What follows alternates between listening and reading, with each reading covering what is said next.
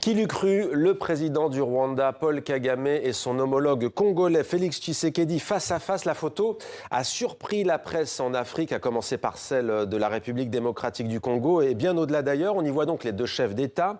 Au milieu, l'émir du Qatar dans le rôle de médiateur, Doha qui tente donc de décrocher un cessez-le-feu dans l'est de la République démocratique du Congo. On rappelle la situation, le M23, des miliciens appuyés par l'armée rwandaise, ont pris des villes comme Goma dans le Nord Kivu ou encore Bukavu dans le sud Kivu il y a environ 2 mois. Avec nous pour en parler, Pierre Boisselet, bonsoir. Bonsoir. Soyez le bienvenu sur TV5. Vous êtes directeur des recherches sur la violence chez Eboutelli, un institut congolais de recherche sur la politique, la gouvernance et donc la violence. En quoi cette rencontre est-elle une surprise et pourquoi les deux hommes ont franchi le pas selon vous ?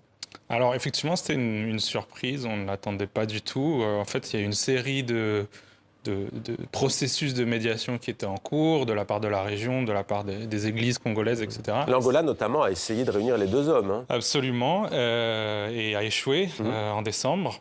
Et voilà, la médiation qatari, on ne la voyait pas forcément venir. Ça a été tenu secret jusque vraiment la dernière minute. Alors pourquoi est-ce que ça s'est fait ? On sait que le Qatar avait déjà essayé en fait de faire une médiation. C'était plutôt la République démocratique du Congo qui était réticente en raison des liens assez étroits entre le Qatar et le Rwanda. Là, visiblement, il y a eu un changement d'attitude de la part des autorités congolaises. Ce qui a pu peser sans doute, c'est aussi les circonstances. On a d'un côté la pression internationale, les sanctions même qui s'accentuent sur Paul Kagame. De l'autre, la réalité du terrain pour Félix Tshisekedi, le président du Congo.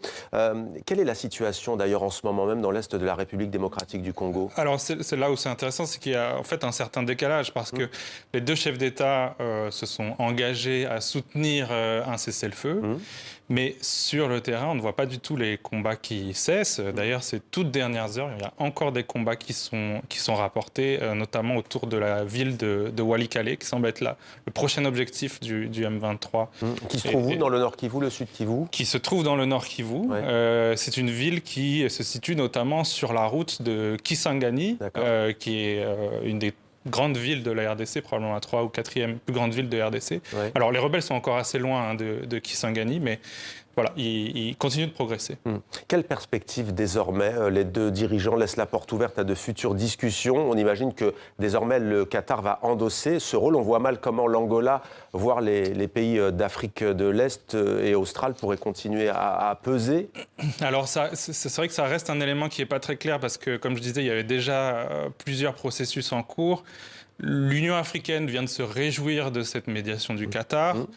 On ne sait pas encore comment est-ce que ça va se faire, mais il faudra probablement trouver une voie pour ménager toutes ces pistes. On sait que les pays de l'Afrique australe et de l'Afrique de l'Est, leurs ministres, se sont réunis lundi. Ils ont esquissé certaines pistes, donc notamment l'implémentation de ce fameux cessez-le-feu, mais aussi la réouverture des aéroports de Goma et de Bukavu, qui sont toujours fermés actuellement. Et le redéploiement, ça c'était aussi une surprise, le redéploiement de la mission de l'ONU en RDC, la MONUSCO, au Nord Kivu et au Sud Kivu. Donc, voilà, et là encore, comme les deux conflits précédents, Russie-Ukraine, Gaza-Israël, conflit israélo-palestinien, il y a une question de territoire. Est-ce qu'on peut imaginer la RDC renoncer à des parties de ses territoires dans l'est de son territoire? Non, je ne pense pas, en tout cas, pas volontairement. Je pense que ça a toujours été une ligne rouge extrêmement forte. Kinshasa demande le retrait des miliciens et éventuellement des troupes rwandaises qui seraient sur son sol. Alors, des troupes rwandaises, ça c'est certain, et du M23 aussi. Alors, Kinshasa finit par accepter le principe de négociation avec le M23. Mais voilà, ça reste l'objectif que de venir à bout de cette rébellion. Merci beaucoup Pierre Boisselet. Et vous l'avez dit, l'Union africaine a réagi. Elle se félicite de l'engagement pour le dialogue. Merci à vous. Merci.